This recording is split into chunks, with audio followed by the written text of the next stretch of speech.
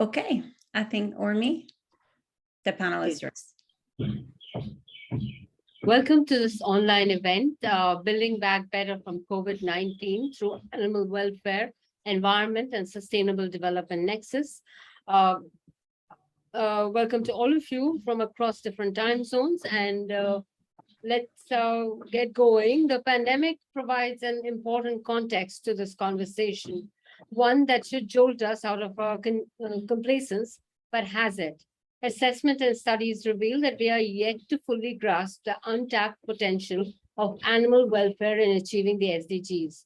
But it is not all gloom and doom. We are meeting here today with a modicum of positive movement behind us. UN member states are acknowledging that animal welfare is an issue that must be considered, and it is an issue that is inexorably linked to the environment, human well-being and health, and in achieving the SDGs. We have learned from a number of UN reports that animal welfare can help prevent new pandemics and tackle the triple planetary crises of biodiversity loss, climate change, and pollution. Over the next 90 minutes, we'll seek to better understand those contributions and consider options available to policymakers. We have 4 exciting panelists, each representing a perspective. Together, they will give us a better sense on the nexus and what needs to be done. Their full biographies can be found on the page that Sylvia has just left in the chat box. She has put a URL for it. Some housekeeping before we proceed. After the panelists make their interventions, we will take questions from the audience. Please put your questions in the Q&A box, and in the Q&A box only, and state your name and outlet and organization at the top of the question. You may indicate if you want your question to be directed at a specific panelist. And before we engage with our panelists, I'll ask Aladin Lerambert to introduce the animal issues thematic cluster as the main organizer of this event. Adeline, over to you. Hello, so I'm Adeline Lerambert from Born Free. As Urmi said, I co-coordinate the animal issues thematic cluster with Jessica Bridges from the World Federation for Animals and Irene Pizzilidi from Compassion in World Farming. We are pleased to collaborate with the International Coalition for Working Equids and with the World Federation for Animals to bring you today's event. And for those who don't know, the AITC is an international group of 30 plus animal welfare, conservation and other NGOs coming together to ensure that the care, protection and conservation of animals is included in Agenda 2030 and in the implementation of the 17 Sustainable Development Goals. We do this by highlighting the synergies between human and animal issues and by demonstrating the potential of integrating animals and their welfare in advancing the Sustainable Development Agenda. So we collaborate as a thematic cluster within the NGO major group at the UN. I hope everyone finds the event inspiring. Thank you, Adeline. And before I get going, there's one more piece of information for everybody who is part of this webinar today. The webinar is being recorded and it will be available on demand. So we do understand different time zones. You might want to come back and revisit it. It will be possible. You can use the same link as you used today to access this video on demand. And without any further delays, let's get going. Our first panelist is His Excellency Dante Bediako Asare. He's the High Commissioner of the Republic of Ghana to the Republic of Kenya and permanent representative to the UN Environment Programme and the UN Habitat. He holds concurrent charge as Ghana's plenipotentiary to Burundi, Rwanda, Uganda, and Tanzania. The Republic of Ghana was a sponsor of the Resolution on Animal Welfare, Sustainable Development, Environment Nexus, adopted unanimously at the United Nations Environment Assembly at the 5th Assembly that was held earlier this year. Ambassador, before I let you make your intervention, I have a question. Why was this resolution necessary and why was its adoption so necessary? Ambassador? Thank you very much for the introduction. And let me at the outset thank the organizers, AITC, and your collaborators, including the World Federation of Animals, for inviting me to participate in this important discussion. This resolution became very important for consideration at the just ended the UNEA, that's the 5th session of the UNEA, because a lot of discussions have been going on at the contribution of animal welfare and how that can contribute to the attainment or achievement of the Sustainable Development Goals.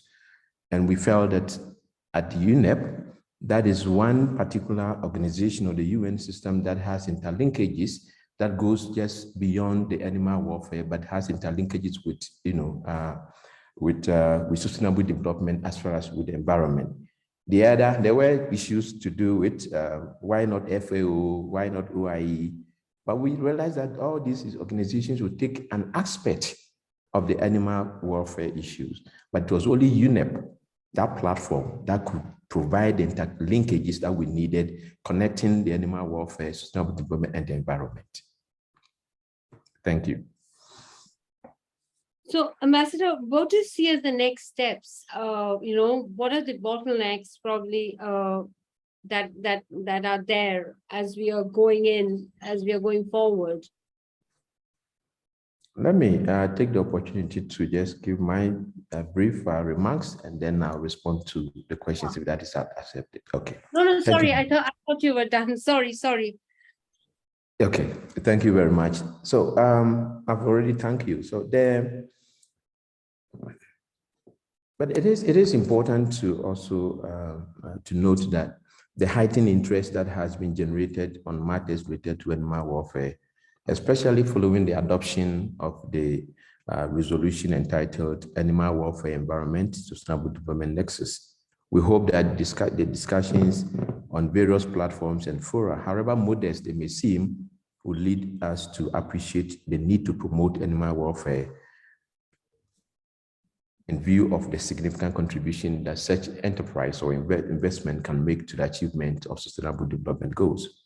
By Nexus, as found in the UNEA resolution and our consideration today, we refer to the correlation that exists between improving animal welfare on the one hand and achieving the Sustainable Development Goals through better environmental outcomes on the other. In line with this, the resolution posits that there is a positive correlation between improving animal welfare and better outcomes in terms of biodiversity protection, climate change mitigation, pollution, and zoonotic disease emergence.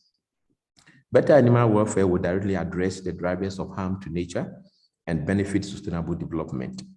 The positive causal link has been confirmed through scientific research and by a wide variety of global institutions and intergovernmental fora, such as the WHO, FAO, among others.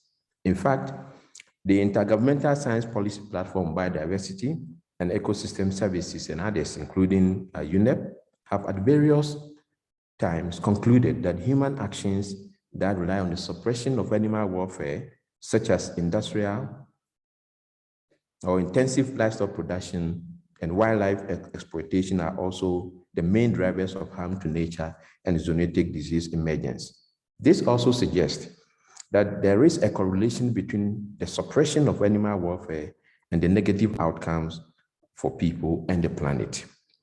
The core focus of the resolution and our consideration today is the request for the Executive Director of UNEP to produce a detailed analysis of the nexus between animal welfare, environment, and sustainable development.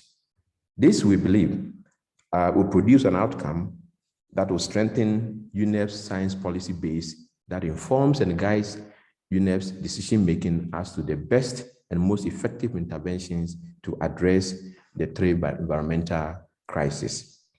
All species, as we know, are connected.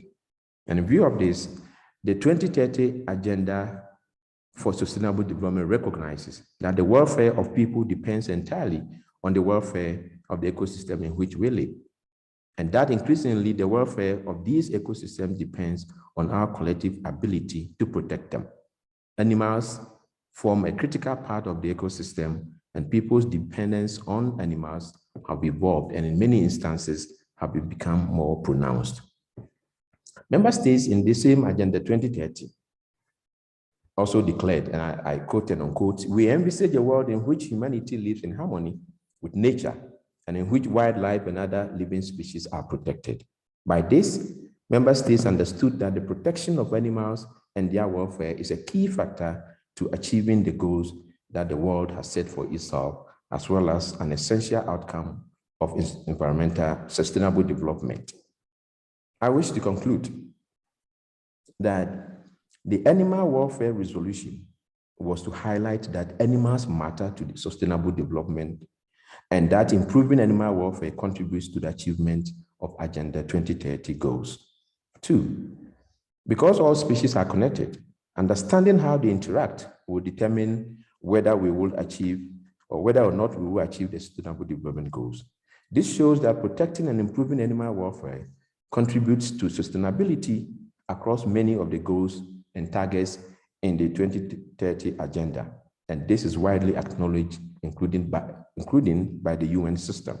And lastly, the systems that are critical to human development, such as health and climate, largely depend on the welfare of animals. Hence, ignoring to promote the welfare of animals will negatively impact the ecosystems on which sustainable development depend. I thank you for your kind attention. And now, maybe if I still remember your question. Yes, do you want me to repeat it? Yes, please do so for me. Okay. Thank you. Great. For everybody's benefit, the question is, what I wanted to understand is, what do you see as the next steps? And do you see any bottlenecks as we go forward? Thank you very much, Madam Moderator. I think most of the challenges that beset resolutions and decisions that are adopted within the UN system has always been the issue of implementation. It's implementation, and it is implementation. The issue is that it's not that much easy for countries to come together, but after they have come together and adopt a decision or a resolution, the next most significant thing is how do we implement the outcome or the provisions of such resolution. So to me, without a blink, I will say that implementation of the resolution that was unanimously adopted at the 5th session of the UNEA is the most important next step. As you may recall, the resolution expected the executive director of UNEP to produce a detailed analysis of the nexus between the elements as the title suggests. So without a blink, I believe that this is the most important step. And then the bottlenecks, as you said, I think the answer I'll provide here is directly linked to the answer that I've just provided. If we're talking of implementation, then the next things are where do we get the funding to be able to proceed with the implementation? And here member states and other sources of funding that are acceptable to the UN system should be mobilized. So these are issues that I think we should earnestly pursue to be able to get member states to contribute to ensuring the implementation of the resolution. Thank you. Thank you very much. With that kind of an overview, we move on now to our next speaker. Our next speaker is Natalia Sediel Becerra. She's member of the One Health high-level expert panel, a lecturer and researcher at La Salle University in Colombia. She is a veterinarian. I'm so sorry, I seem to be rolling over my R's and N's, and I promise it's not early morning for me. And with advanced degrees in public health. She's had many years of multidisciplinary works. So who better than her to give us a better sense of how to navigate the issues at hand? Natalia, the Nexus resolution that Ambassador Dante just referred to and spoke about acknowledges that animal welfare can contribute to promoting the One Health approach. You're a member of the One Health high-level expert panel. Do you agree with that sort of thinking? But Also, could you help us understand how animal welfare is essential to One Health? Thank you, Urmi, and thank you everyone who is attending this important panel and this important webinar and conversation. The sense of what I'm feeling on this topic is mainly One Health has been previously to the pandemic has been more focused on human health, more focused on public health. Like if there is a hierarchy on the health of dominance of human health uh, um, for the prevention of these kind of situations of like pandemics. But once the COVID-19 happened, there were more awareness on the interrelatedness and the interdependence of the health of not only animals, but also plants, but also ecosystems. So during the creation of the panel and during the first year of the One Health high level expert panel, there were a lot of discussion among the members before creating the new definition of One Health.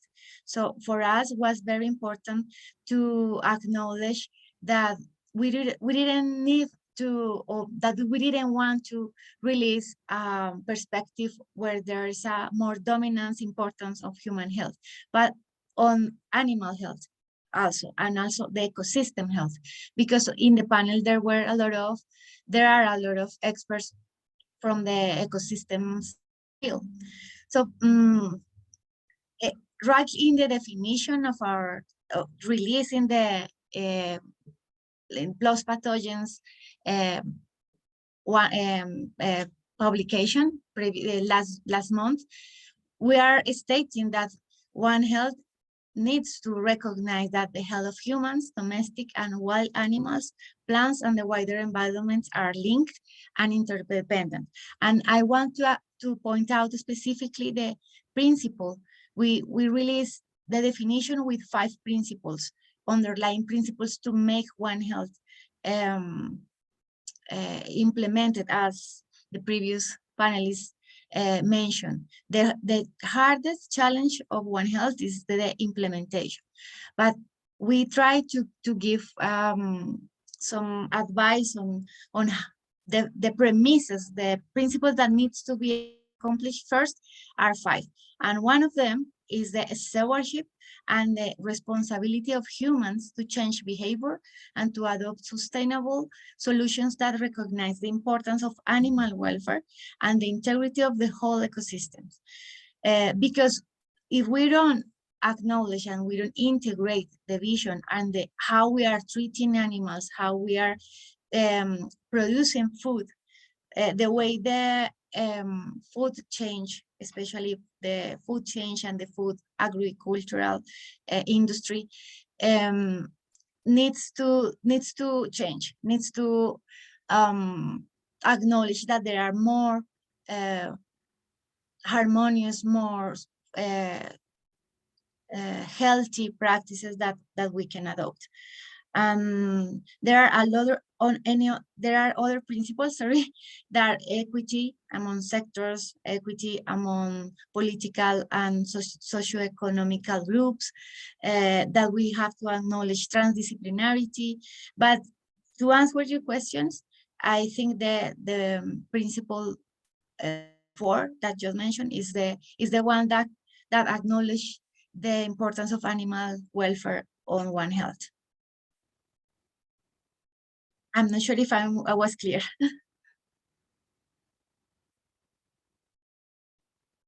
Urmi, I believe you're on mute. Sorry, I was just trying to prevent some ambient noises and sorry. No, Natasha, I had a follow-up question for you, basically, is there's a lot of effort that's being made to address future pandemic risk. And that's been part of the conversation, but I'm wondering, do you think that prevention isn't getting as much interest or focus as it should? And then addressing, dealing, tackling, all those other verbs get a lot of a lot of play, but not preventing.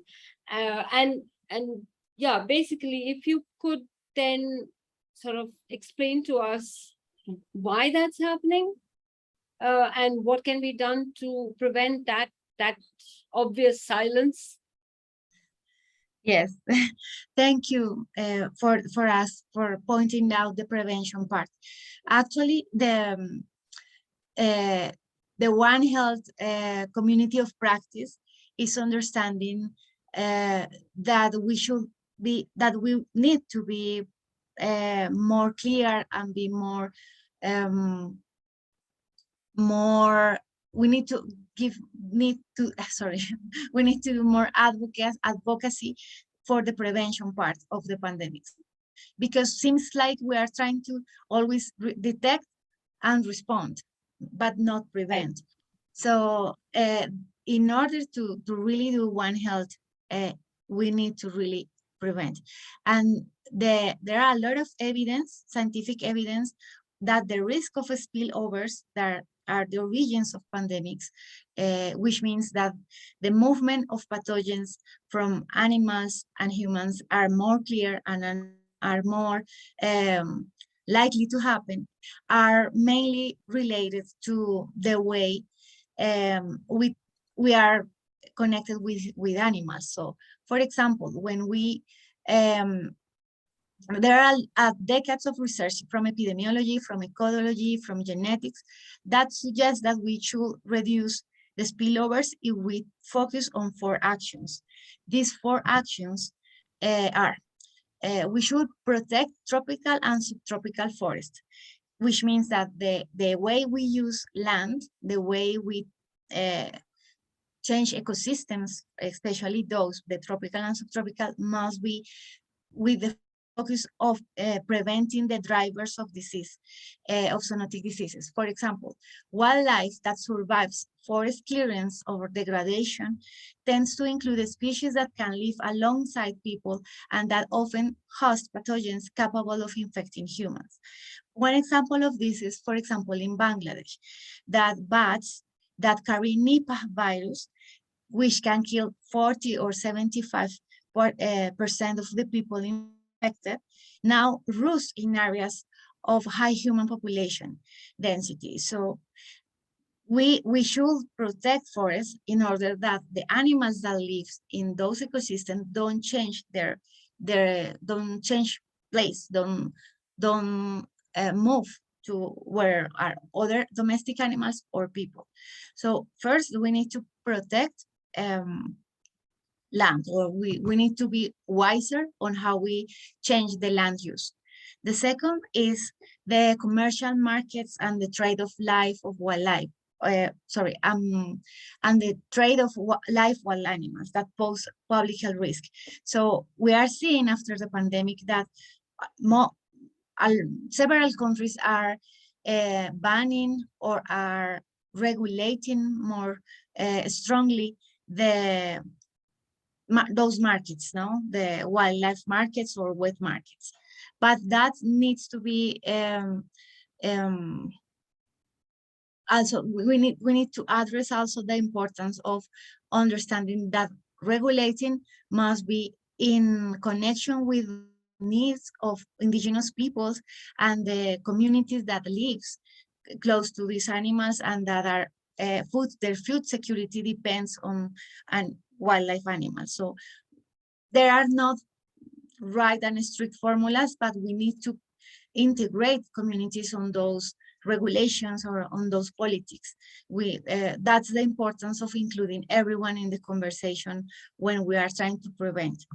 The third way of prevention is biosecurity, to increase the importance of the importance and the implementation of biosecurity, especially in poor in places or in countries where there is difficult to implement biosecurity, and that means improve veterinary healthcare, improve surveillance, improve feeding and housing of animals, and the quarantine. And the fourth point that is very difficult to achieve in the way that is a structural problem is equity. In places where there are poor health systems, it's more difficult to achieve better animal health systems, no? But that's a challenge that COVID-19 pandemic brought to us, that we need to create more resilient health systems. But in order to do that, we can also integrate animal and health systems. So the key word is system-oriented interventions. And if we don't connect with all the people that are related, that are participate and intervene in the animal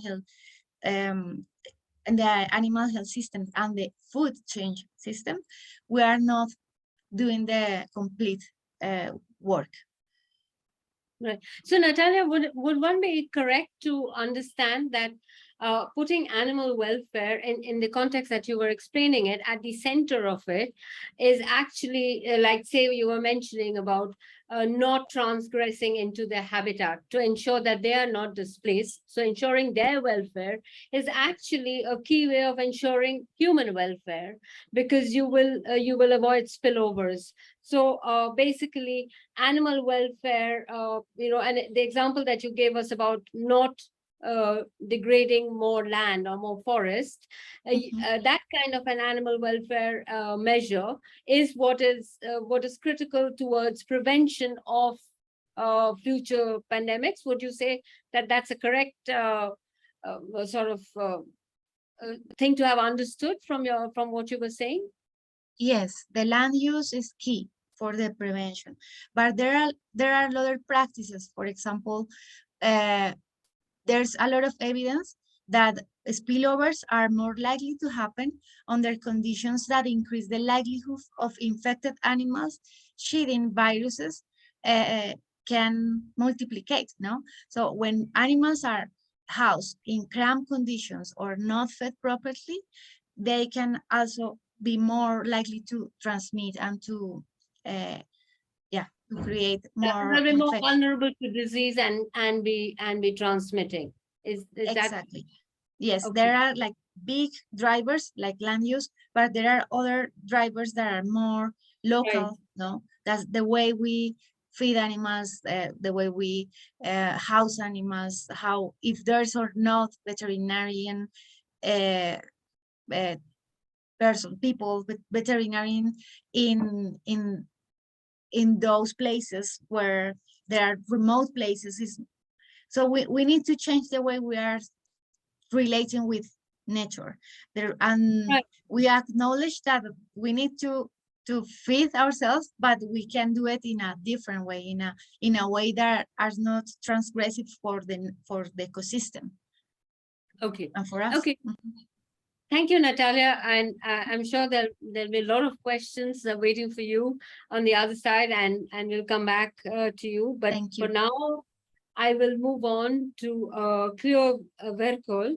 Now, we have been talking in terms of implementation, prevention, putting animal welfare at the heart of human welfare, and we have been looking at those issues.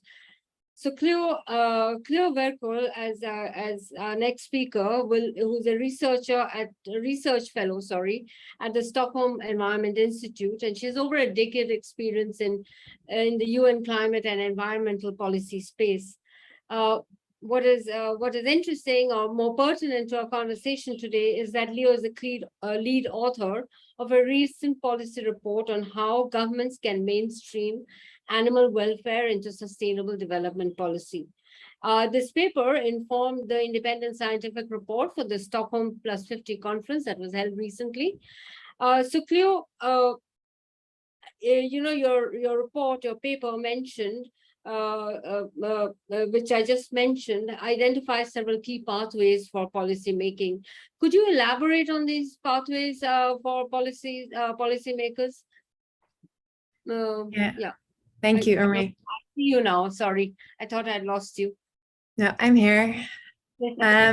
Thanks. Yeah, I can say a little bit about the policies we highlight in our paper, but maybe just taking one step back to quickly highlight why we thought it was an important issue to write about and address. So I work for the Stockholm Environment Institute. We're a sustainable development research institute that seeks to bridge science with policy and practice. And a small but growing team of ours is increasingly working with researchers around the world on the nexus between animal welfare and sustainable development. And the reason for this is because for this particular topic, we see that the link between science, policy, and practice really isn't being made as well as it could be. Another issue that it might be worth pointing out as I'm here at the HLPF at the moment is that we realize that the Sustainable Development Goals are already very long, all-encompassing. We have 17 goals, 169 targets, more than 200 indicators. And I know that a question on many people's minds tends to be, why would you bring another issue into that discussion? We already have enough on our plates as it is. And I have to say, being here at the HLPF, listening to all the conversations around progress that has stalled or even reversed on many of the goals as a result of the pandemic, as well as conflict, the climate crisis, I think it's a very good question. We shouldn't just be adding additional work to an agenda that is already quite hard to achieve. But nevertheless, we think it's very important to be talking about animal welfare, particularly in this context, because the way we treat animals impacts our sustainable development. And some of the other speakers have already highlighted that. So activities like high level of industrialized livestock farming, increasing habitat loss, trade in wild animals, heighten the risk of infectious disease emergence, as well as in the case of the livestock industry of antimicrobial resistance.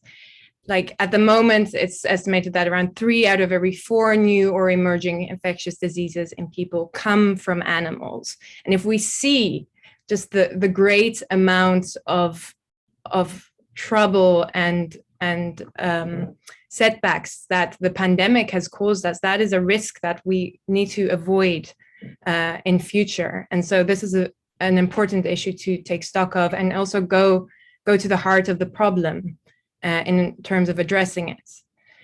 But another reason that we need to be talking about animal welfare is because our sustainable development activities affect animals. The policies we adopt, the investments we make, the economies we are creating, the infrastructure we build, all of that affects animals, even as we're trying to pursue sustainable development. And that's important, given the growing body of evidence that many animals are sentient, which means they have the ability to experience positive and negative states, to suffer, and that they therefore matter morally for their own sake. So a sustainability agenda that doesn't consider the well-being of animals and billions and trillions of sentient beings risks causing harm unnecessarily, and a tremendous amount of harm at that. At the same time, it's a very big missed opportunity if we don't consider animal welfare, given the clear opportunities for win-win outcomes that could benefit humans, animals, and the environment alike. So it's great to be here at this event because we're talking about this issue that has historically been neglected in sustainable development governance. It's really great to see the UN Environment Assembly resolution that shows that member states are increasingly considering the relevance of this issue for sustainable development. And as you mentioned, Urmi, we've put out a report ahead of Stockholm Plus 50, which was kind of a 50-year anniversary, if you will, of global environmental governance. And we said, look, this topic has been neglected for far too long, and here's the reason why we should be thinking about it. And governments actually have a lot of policy options when it comes to integrating animal welfare more into their sustainable development work. So the report highlights a whole range of policy options. I won't go into all of them here, but I'll highlight a few that I think are particularly pertinent, especially at the national level. So one is just stronger legal protections. In a lot of countries, many animals lack basic protections. That also really applies to farm animals who are often excluded from animal protection laws in one way or another. And even when we have laws, there's often a lack of enforcement. So we really need to work at improving regulation. and enforcement. Then we really need to shift the way our economies work. At the moment, just looking at the environment, basically it's profitable to harm the environment in many ways, because the externalities of what we do and what companies do usually aren't integrated into the costs of products that we consume and produce. As well, governments tend to subsidize products and industries that can be harmful for our health, for the environment, and for animals. For instance, a series of UN agencies showed that poultry, pork, mutton, and beef are among the top 10 food products that benefit the most from government support in richer OECD countries. And most of that support goes to industrialized farms, so the big farms, and not smallholders, local industries. So we need to redirect financing towards more sustainable and compassionate alternatives. And then we really need to be taking an expansive One Health approach, and that it's great to hear Natalia talk about that. Traditionally, I think we are seeing increasing traction for the One Health approach, which is great. Traditionally, animals have been given short shrift when it comes to the One Health approach. Their well-being has been considered only to the extent that it affects humans, for instance, or we focus only on their health, but not on their broader well-being. And one example of this, I would say, is that conventional applications of the One Health framework, for instance, have accepted the practices of the industrial livestock industry, and then they seek to refine these practices, for instance, through improvements in biosecurity or pathogen monitoring, which of course can bring benefits for human health, but we could also ask questions about, should we be investing in these industries to begin with?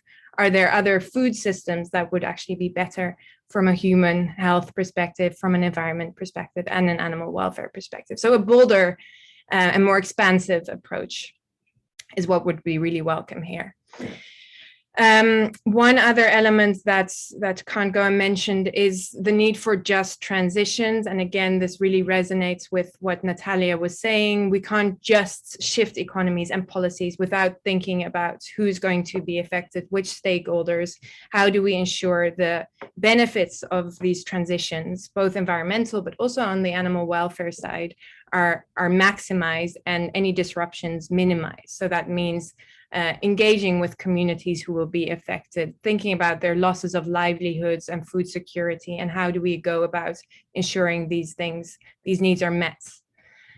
And finally, I'd just like to say that we could do a lot more on the data side as well. We can't actually manage what we don't measure. So one promising tool, we already have environmental impact assessments that are quite accepted and widespread among countries when we adopt policies or build infrastructures that we need to think about the impacts on the environment.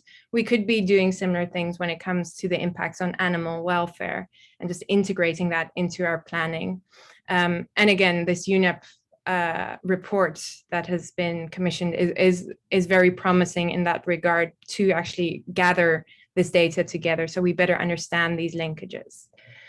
So just to conclude, this session is about building back better from COVID-19. And I think my main message is that if we want to do that, then animal welfare is not a nice extra or a nice to have. We really need to take it seriously if we want to achieve the 2030 agenda. Thanks. You're muted again, I think.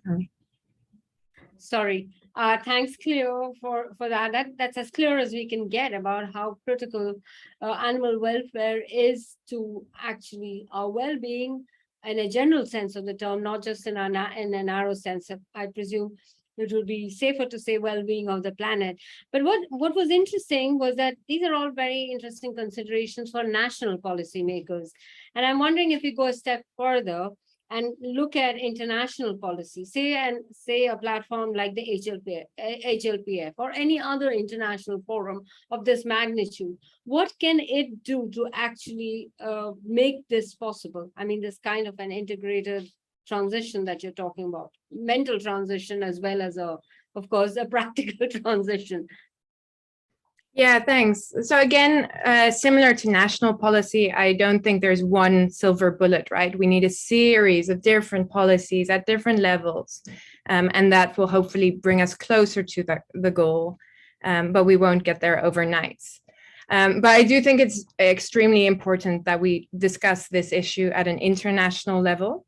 The risks are global, both for our health, but also the environment. The way we treat animals, again, as Natalia highlighted, just creates climate risks, biodiversity loss risks that, again, affect the whole world. So what happens in one place just doesn't stay there. And that's why we need to think about it globally.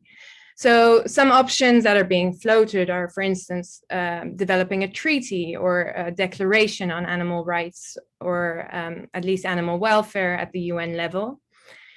There's a series of sustainable development instruments like the climate treaties, biodiversity treaties, as well as trade treaties, in which we could think much more about considering animal welfare. At least, how do we take it into account in implementing these documents? When it comes to the SDGs, we obviously have the agenda now, at least until 2030, but forums like the HLPF could still play a role in highlighting the importance of animal welfare for sustainable development, for instance, in political declarations. And we could also already start thinking about what's next and how we can integrate this into our sustainable development work globally going forward. And then one other thing I'd say is when it comes to these international instruments, is that governments do have a lot of flexibility to take action nationally, right, through their nationally determined contributions, in their voluntary national reviews, in their biodiversity plans. So even if it's not agreed globally overnight, some governments who see the importance of this topic could already start thinking about, okay, how does animal welfare relate to these different instruments that they've been asked to develop through international processes. And then a very critical aspect of all these discussions is the question of means of implementation, because as we know, we're in a global process where there's countries with very varying levels of development. And I think, again, this HLPF really brings to the fore how much many developing countries are struggling at the moment in the face of food, fuel crises, the pandemic, the economic crisis. So support from richer countries to lower income countries is essential through technology transfer, capacity building. Yeah, this is not something, again, that can just be done by one country. We need global solidarity. And then one final aspect on the international policy side is I think the role of international financing institutions. Currently, we see more and more discussion of actually there are some industries that we just shouldn't be supporting, and especially there's awareness of this when it comes to the fossil fuel industry, that we need redirectments of financing towards just transitions and sustainable energy systems. And I think it would be really important to see similar developments when it comes to industries that harm animals and the environment and our health, and instead investing more into healthful and humane systems. So thank you. Thank you, Cleo. I mean, that was very interesting and very detailed. We'll probably come back to it with more questions for you, but for now, I would like to move on to the final speaker, our final panelist, Carmen Capriles. Carmen is a feminist and an environmental activist, an organizer and an advocate. She lives in La Paz, Bolivia, and she has founded and directed the volunteer organization Reacción Climática for over 10 years. She's currently global facilitator for the Women's Major Group for the UNEA, that is the UN Environment Assembly, and UNEP, UN Environment Program. Carmen, the floor is yours. And before I let you I have a question which I would like you to address while in your intervention. So you've been deeply involved in supporting diverse civil society voices in sustainable development and environmental policy making at the UN for many years now. How is the animal welfare, sustainable development, environment nexus an important issue for civil society? If you could give us a sense of that, we can understand better how civil society responds to it. Carmen, floor is yours. Thank you. Well, thank you very much for the invitation to be in this event. I think it's a discussion that we have started and that it's moving, and I hope that it will keep on moving really fast in the next years. First of all, I'm an agronomist. So during college and as a professional, I work a lot with animals on ground, especially apiculture with bees and aviculture with chickens. So I know very well the production systems that are behind, not only of those animals, but of others. I think it's important to recognize that as humans, we have been able to domesticate around 50 species. If you look at like different bibliography, probably you will find until 100, but that's like very optimistic. Still, the relationship that we have with animals, although it may be very close with some of them, like cats and dogs, with others is so far away, like animals that we eat every day, that we don't even know how they're grown. So what is important now that we are in negotiation tables is to start analyzing those links, because what has been happening within UN, for example, we have had for many years two different and parallel processes. One is the development process and the other one is the environmental process. So the development process, of course, it's focused on ending poverty. And the environmental process is focusing on not losing our planet. So the idea is that somehow in the Agenda 2030, that right now I'm also participating in the high-level political forum, the two agendas would kind of like merge, the environmental agenda and the development agenda. Because what does the development agenda tell us? First humans, and then we're going to start working on the other issues, which are basically environment, animals, and so on. And now with the pandemic, we have finally understood that it's not only about humans. There are some other living things outside that we have to kind of like, in some cases codepend, in other cases, they can really harm us. The pandemic, most pandemics start as zoonotic disease. And zoonotic disease will start as soon as we have a very bad relationship with a specific species. That's why it's so important that we rethink and the relationships that we have with nature and with animals. And we're finally being able to put this on negotiation tables to link those processes, because animals, in the case of women, for example, in the case of rural women that are living in the rural areas, most of their economy is going to depend on managing certain species, small livestock, either can be chickens or pigs or any other animal that they may have in their community, in their places. So, and that becomes a really important source of economic income for rural women. But it's not only about having them growth. They're going to have to compete with this big industry that right now we depend on so much, that just wants to, that sees nature as commodities, and that puts and that puts price to everything.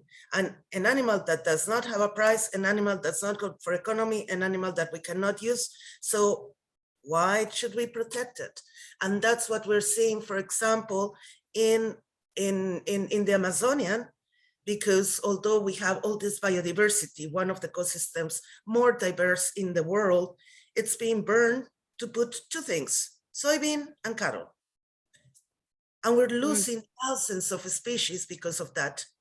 In the other hand, it also happens in Indonesia, for example. Unilever, Nestle, and Procter & Gamble have been linked with many fires in Indonesia. And those fires are affecting our biodiversity and our climate. So it's important to start linking all these issues in order to start making policies that are more environmental friendly and that will guarantee our quality of life of all humans at the long run. Because we have to understand that as humans, we cannot live without nature, we cannot live without biodiversity, and basically we cannot live without animals. Thank you.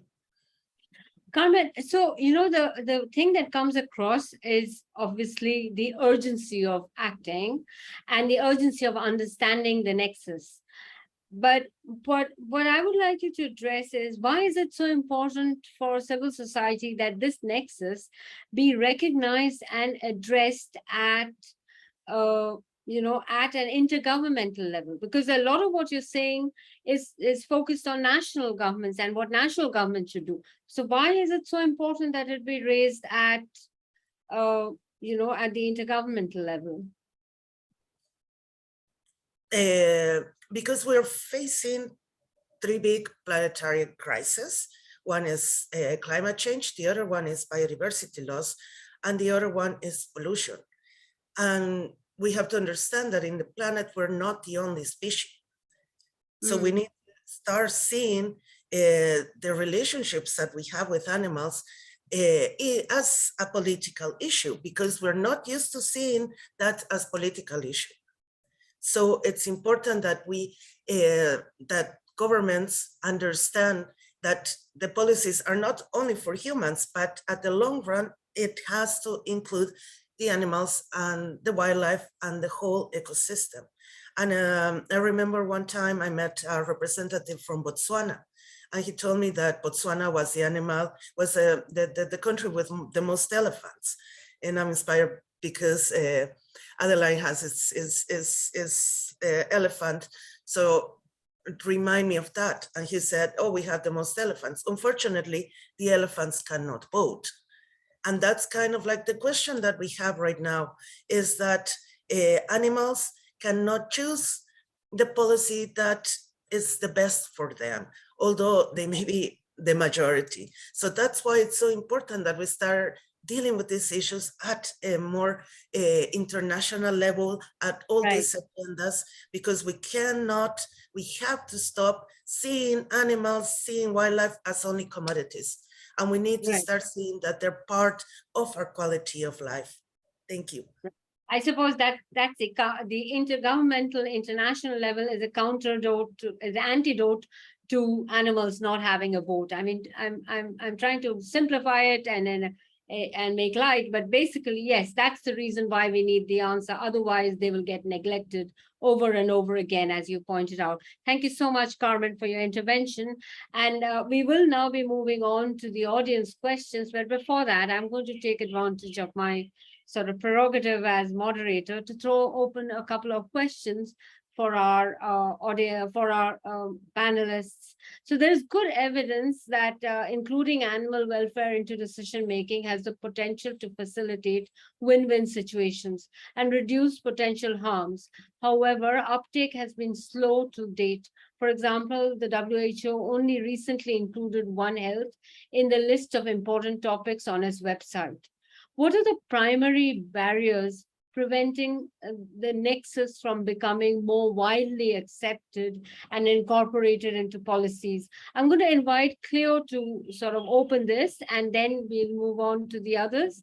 If I could ask Cleo, and then I'll come to you, Carmen. So we'll get a, an academic perspective and a ground level perspective, and then we'll go to the others. Cleo, please, if you could. Thanks, Urmi. Yeah, well, probably the barriers, again, like everything in the sustainable development space, are manifold. I definitely think that one issue is a very understandable one, is that as we've been discussing, there are already so many development and environment challenges that we're having to deal with. And it's very hard for many countries to focus across all of these. And we know that even the ones that we've identified as big priorities are not necessarily being achieved. So just sort of this, it's a series of challenges, but that doesn't mean we can afford to ignore it, because actually, as we've been talking about today, animal welfare really impacts our ability to achieve all these other goals. So that's one thing. I mean, the other thing, it's not discussed that often in spaces like the high-level political forum, but it's just power relations, right? We have certain interests, economic interests, that benefit from the exploitation of the environment and from animals. Basically, many animals are treated solely as products because that's the way to extract the most economic value from them at the moment, because we're not internalizing the costs for our health, for the environment, and for the animals in the costs of these animal products, for instance. So that's a really big thing, that our economies aren't geared towards solutions that are ultimately the best for us. And then one thing we've been noticing whilst we've been working on this topic is really the value of working across different disciplines on this topic. And I think that's only just starting to happen. And COVID was really a wake-up call in that regard as well. But it's cross-cutting from environment perspective, health perspective, veterinary sciences and animal welfare, ethics, just transition, development. So we really need this whole coalition of actors thinking about these topics.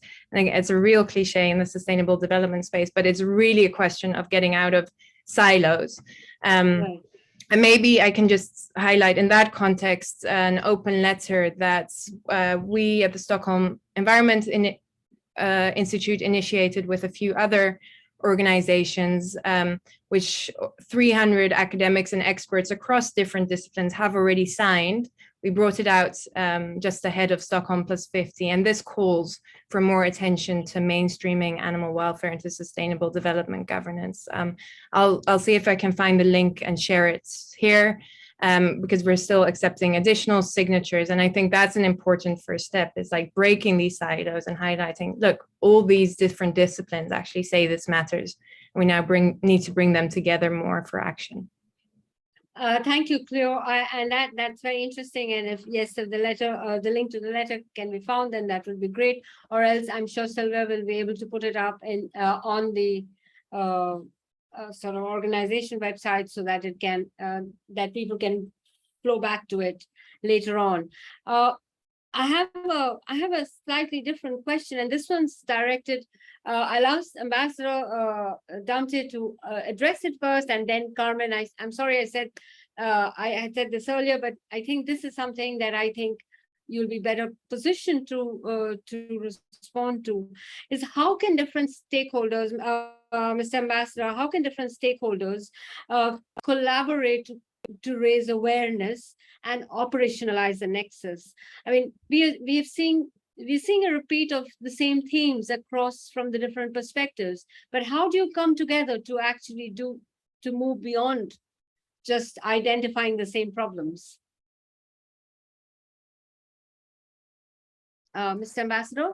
Yeah, thank you very much for the question. How do we come together? I believe one way that we succeeded in doing that was us getting about 7 countries coming together to sponsor the resolution. That was one way of getting member states to come together. Now that that resolution has been adopted, the next thing, as I did mention in my earlier contribution, was to get it implemented.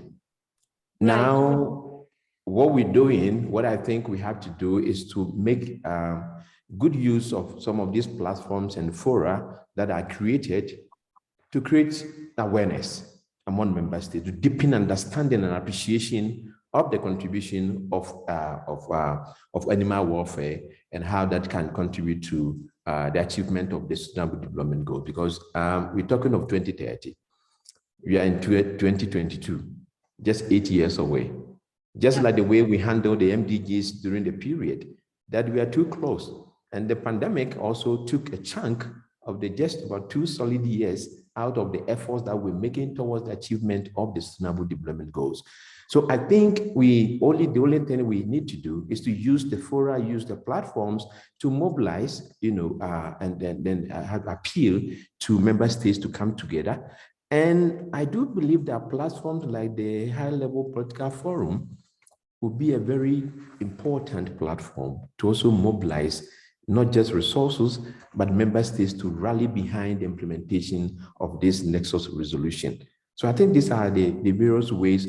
I understand that some civil society organizations intend to have a workshop that will invite member states to come and contribute and form something in the form of a group of friends towards the implementation of the Nexus resolution. If that happens, that will also be another platform to mobilize, contributions from around the world to make sure that this resolution doesn't just remain on the shelf collecting dust, but it should be able to help us to pursue earnestly in the implementation of the Nexus resolution.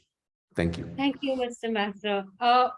Carmen, from a completely different perspective, then what do you think can be done to collaborate to raise awareness? I mean, Ambassador Damte had one perspective, but from the other end of the conversation, the civil society end, what do you think needs to happen? I think that in terms of implementation, we have many challenges. First is, where does this issue should go at the policy level? Is it going to be national, regional? Is it going to be local or municipal?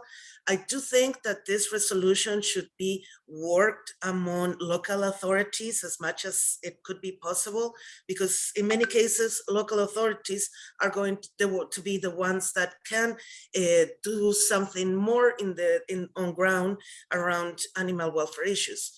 So I think it's important to involve and to compromise local authorities with animal welfare. But then we have other kinds of stakeholders, like indigenous people, for example, that in many cases, the relationship with nature and the relationship with animals is totally different. So they can give us a few lessons on how to relate to nature and to animals. Then we have the issue of women, where, as I was saying, animals can become our part of their economic income, and the relationship that they work on in rural areas is very different, and we don't even know that it exists. In the other hand, we have youth. For me as a child, it was really, when I learned the story of the panda, it was really heartbreaking because I didn't want the panda to get extinct. But at the time, the only animal issue that the only animal that was going to be extinct was going to be the panda. So it was really sad for me as a child. So I do think, I believe one of our colleagues of the Animal Welfare Network, he was telling me that there is they're starting to work around animal cruelty as and the impact on children. And I think it's important to ban animal cruelty, and especially that children do not have to participate from that kind of acts. And the relationship that the children and the youth are going to have with animals, the way they see them, the way they perceive them, is going to be crucial for the next generation, because we only have a few years, a few decades until if we want to out extinction of a huge number of species. So that's why youth are going to be important. Science and technology also, as much as we know animal behavior and their ecological niches and how they relate, is also going to help us see the whole picture about not only independent elements, Right. but how everything is bounded. So basically, there are many parts to raising awareness, and we have to just pound every street and knock on every door to ensure that that the awareness is raised. Cleo, sorry, Natalia, the next question is for you. I'm sorry. And this is about how would animal welfare prevent pandemic or epidemic spillover? I mean, I raise this question because clearly we are having this conversation in the backdrop of a pandemic, the one which basically is still ongoing and has had huge impacts on other parts of, I mean, not just health and economy, you know, you name it, it's affect education. And I'm wondering if you could focus a bit and tell us on how animal welfare and focus on how animal welfare can prevent pandemic or epidemic spillover. Thank you very much to Jackson for this question. I actually would like to do a systematic review on what is written on literature on specific this driver, animal welfare, how is related to spillover, no? But what in order to do this, to share today with you, I can bring to you the reference of Bora. They wrote in Nature. I can give you the link of the reference. Let me, if I can grab you here. It's written in Nature. They wrote the 4 main points to stop spillovers. If we are only focusing on spillovers, they mention, as I wrote you in the chat, that while animal health is fragmented, is reduced, or is not assured, there are more risks that we can have zoonotic event and a pandemic opportunity, you know. So if we translate this, what is animal welfare? It relates to animal health, animal comfort, animal the possibility of animals to express their behavior.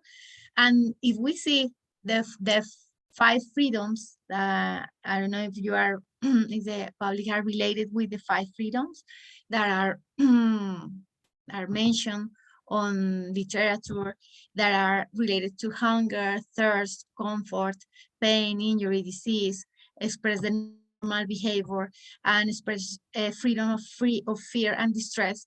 If we assure those 5 freedoms in any system or ecosystem or food system, we can be more sure that the relationship, as we have been discussing, among the socio-ecological systems are more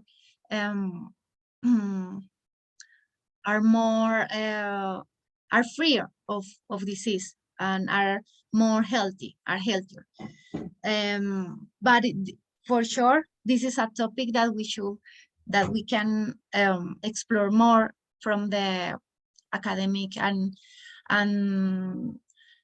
research background. No, I promise that I will bring forward for the group a whole bunch of evidence of how animal welfare is related. But what I mentioned when I spoke before is the way we crowd animals. If we change their environment, we create more space that pathogens are shared between animals and humans.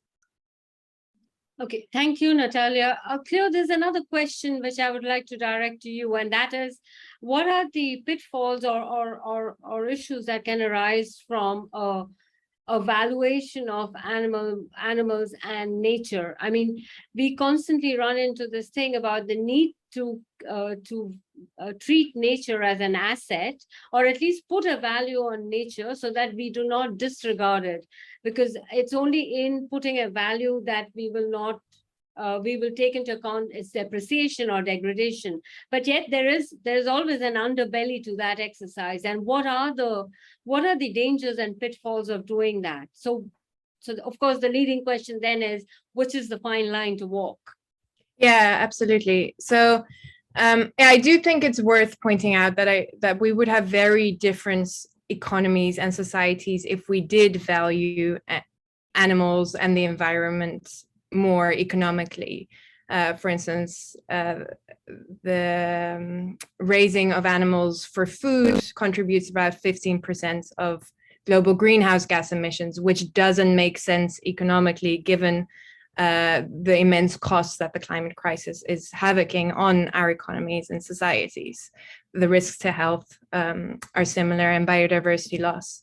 I think when it comes to risks, it's a really important question that applies both to the environment and to the way we relate to animals, is that not everything can be monetized in terms of our relationship with nature, with other living beings, with other sentient beings.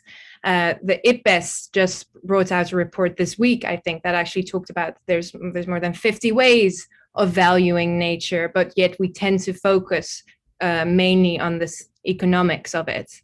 And that can't be right. And I think we just know from indigenous cultures, many religions, but also like more secular Western philosophy and ethics discussions that a lot of people think we should be valuing animals for their own sakes, just like we value humans for their own sakes. And people might have different opinions on to what extent we should value them or what that means in terms of the way we treat them. But it does mean that there's inherent value to these beings without there being some direct monetary implications for us. To me, those things don't necessarily seem like they would exclude one another. I think, again, we could make so much positive change if we just started internalizing some of the economic costs of the way we currently engage with the natural world and animals. But at the same time, I think there is huge value in information, awareness raising, and just kind of rethinking our relationships with the natural world. And that can't necessarily be monetized, but there's incredible value in that for the other beings that we share the planet with, and probably for ourselves as well, and the way we relate to our world. Thank you. Thank you, Cleo. Carmen, I have a question for you from Nancy Clark. And this is basically the role that women can potentially play as key investors, industry, and political decision makers when we are talking about this question of animal welfare. And I was wondering if you would like, I can see Natalia is typing in an answer, but while she does that, if you would like to, give an oral answer to that, that would be great while I queue up the next questions. Yes. Well, one of the things that we have to understand is that we still have a gap between men and women. In the case of rural areas, that gap is reflected in the possibilities of men. Men have more possibilities to migrate to cities, and then women are going to be left behind in communities. So they are the ones that's why now we talked about the feminization of rural areas. So women there play a key role in the fact that they are the ones that are starting to managing the resources, the local resources, which is important because, women tend to think more in family terms, in community terms, than in just short-term finance gain, profit driven. So women are able to plan ahead and long-term, and thinking not only about themselves, but as I mentioned, their family, their community. So that's why they can play a key role in climate change, in environmental issues, and of course, in animal welfare. That can be reflected in those different levels. Thank you. Thank you, Carmen. Ambassador, I have another question which could do with your input, and that's what are the enabling factors that can support increased understanding of the importance of their nexus? I ask you this because Ghana was one of the sponsoring countries. So basically, the government of Ghana does understand the importance of the nexus. And I'm wondering then, what are enabling factors that can help increase this understanding, not across groups? We see in many groups that there's an increased understanding, but across where the realization or understanding is not that great, or in governments where it isn't. Thank you very much for the question. I think it will move, maybe we'll have some bearing on the earlier suggestion or response that I gave to your question earlier on.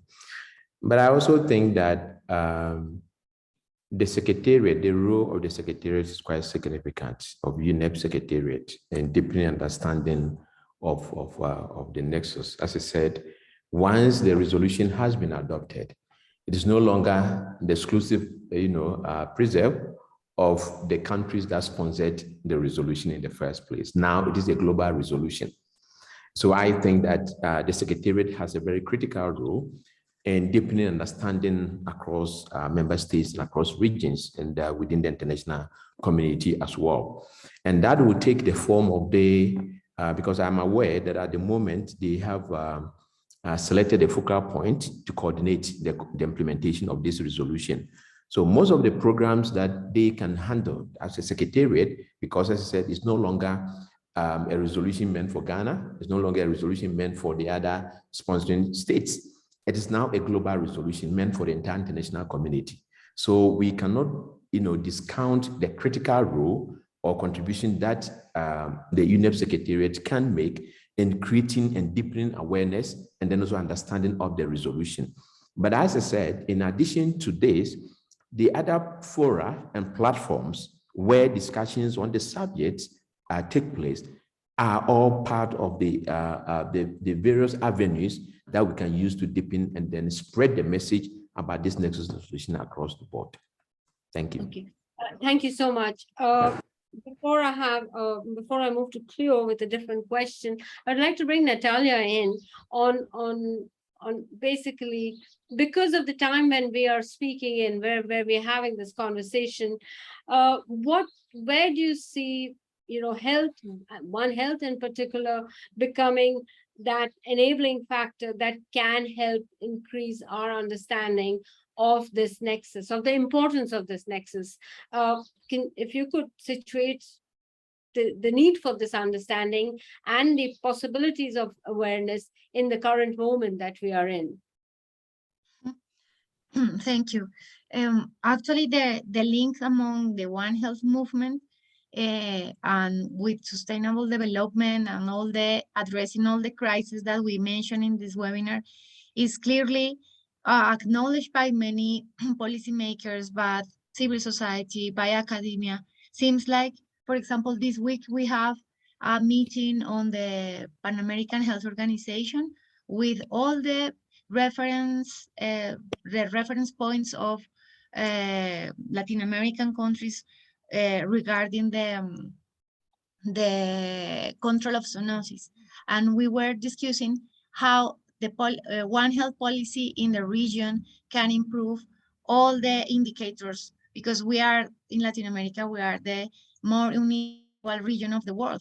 And we are seeing the potential of including the One Health, not the potential, not the need, because we are clearly on the need of working together, not only the specific academia or governments, but including civil society, including schools, including all people, in the discussion. And we have seen that there are people doing this transdisciplinary work without calling it One Health. So my learning is that it doesn't matter how you call it, the important is to be inclusive in how to address the prevention. And not only for spillovers, but also for all the value crisis that we have in our society. So there's a good practice that I'm seeing each day in many spaces. That is inclusion, that is hearing and listening all voices. Who the stakeholders, the most stakeholders can be included the best. Mhm. Okay.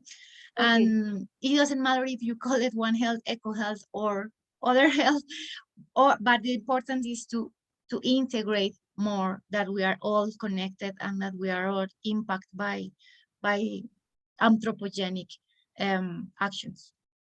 Right. So yes, the nomenclature doesn't matter, but as long as we're having the conversation and it's moving in the right way, I'm hoping that therefore, you know, this whole the idea of this nexus, that these are that you cannot think in silos, that you need to think constantly, and there's no single way of not thinking about the nexus, would be something. And of course, finally, that implementation is critical, which is something that would be picked up. So by policymakers, are you hopeful? This is my question to each of you, each of the panelists. We'll start with Ambassador Damte, and we'll go with the order in which we spoke. Are you hopeful that the idea of the nexus will be picked up by policymakers? And do you see things evolving in the right direction? Ambassador? Yes, thank you very much. Yeah, I think so. I believe that I always want to start, from the beginning, that if member states did not believe in this Nexus resolution and the contributions, the impact it can make in our efforts towards achieving we wouldn't have had sponsors to begin with. The very fact that a group of countries came together to decide that, look, this is a very good resolution, and if our targets for 2020, the Agenda 2030, is to be realized, then it is important that we take cognizance of the contributions of, the idea of promoting animal welfare. So I think, and then by the unanimous adoption of the resolution, it's subtle so that we're able to rally the global community to accept that this principle works and is something that is worth pursuing. So I have no doubt that we'll be able to, mobilize the necessary support base across regions and within the international community to get it implemented. The financing bit, I believe that even civil society could, even in collaboration with other member states, can come together to also help in financing So I am very optimistic that the efforts that are being made at the moment sometimes may sound a bit maybe slow and then too modest, for our appreciation. But I do believe that the consistency, if we can continue doing this consistently, we should be able to do that. But I'm very optimistic that this moving towards the right direction.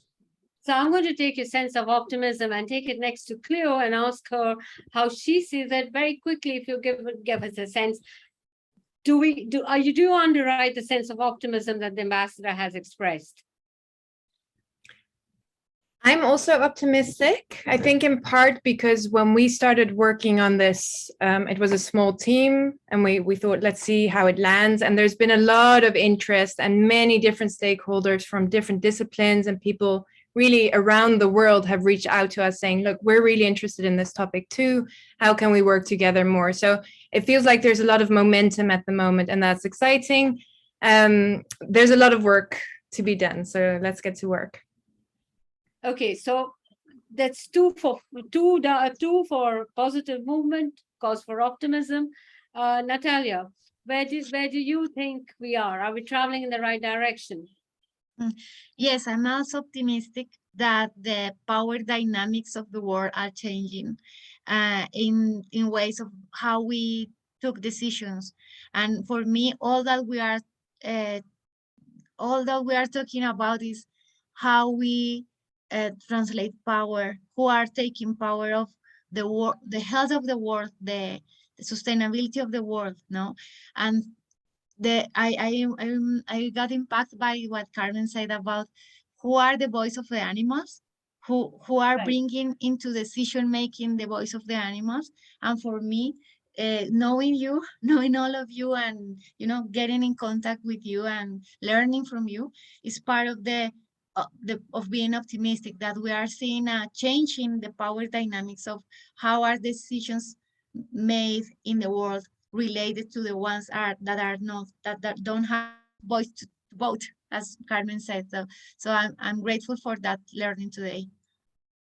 Thank you, Natalia. And Carmen, do you add to this thing? Are we on the right direction of travel? Do we have cause for optimism?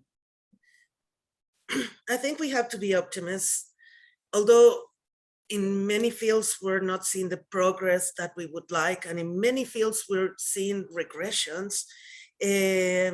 As when I hear people like all the panelists here, it gives me a lot of sense of hope that we can bring these issues, we can fight them, and we can really work toward a meaningful implementation, and not let this resolution or this just stand in the drawer, be another paper more, when we are losing the most beautiful thing that we have in this planet, which is life. Thank you.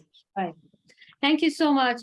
It has been an amazing discussion, and obviously this is a subject we can continue talking about for another 90 minutes. But unfortunately, time comes to an end and everybody has to then move on, because if we keep talking, there'll be no implementation.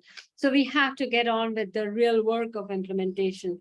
Now, obviously, as I said, there's much more that can be said and will be said. And for more information, what Sylvia will do, she'll leave the website of the organizers, that's WFA, AITC, and ICWE, and she'll leave all the information so that each one of you can actually go back and then further get in touch with the people to have a longer conversation. I want to take this last few minutes to thank each of you, Ambassador Damte, Natalia, Carmen, Cleo, for your time, and of course the team at from the cluster and WFA for all the great work that they have done behind the scenes.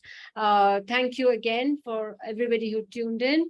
And as I said before, and as Sylvia's put in the URL, this video will be available on demand. So you can go back and revisit many of the ideas. There are lots of things that have been said, and something that's worth revisiting. What we can leave today from here saying is that there is positive movement, there is cause for optimism, but there's no time for complacency. So thank you very much for your time, and good evening, and have a good day depending on where you are. Thank you once again.